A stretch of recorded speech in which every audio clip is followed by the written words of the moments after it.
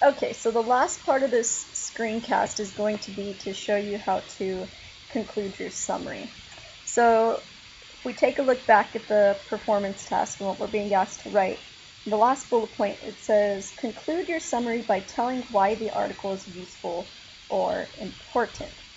So something when we were reading our article that stood out to me, under the phobias section, at the end of that section, it described how sometimes people get teased about their fears, and it only makes those fears or the phobias worse when people get teased. So that was something that is helpful to readers. It's helpful for them to know that if they want to pick on someone about their fears, they should know that picking on that person about their fears or their phobias makes the situation worse. So I'm going to conclude my summary by mentioning that. And I'm going to use the transition. In conclusion, the article is helpful because it reminds readers that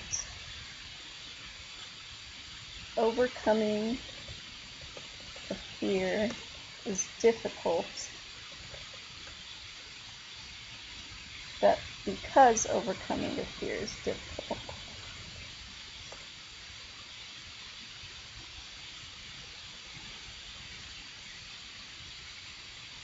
can be difficult. I only think about this in my head, how I want to word this. So in conclusion, the article is helpful because it reminds readers that because overcoming a fear can be difficult, and I want to say they shouldn't tease their peers, and I'm thinking of how I can word this in a complete sentence. And again, when you're writing, sometimes you've got to think it through as to what you want to say. It doesn't just automatically come out when you're writing. So something that I do is I just have to pause when I'm writing to think of how I'm going to word this into a sentence. So let me see. In conclusion, the article is useful because, or excuse me, helpful because I think I'm going to delete this here and I'm going to start fresh. So in conclusion, the article is helpful because it reminds readers that teasing someone about their fear or phobia only complicates the process of overcoming it. Okay? So again, at the end of your summary, you want to make sure that you are completing what you're being asked in the writing task. So again, it tells you to conclude your summary by telling why the article is useful or important.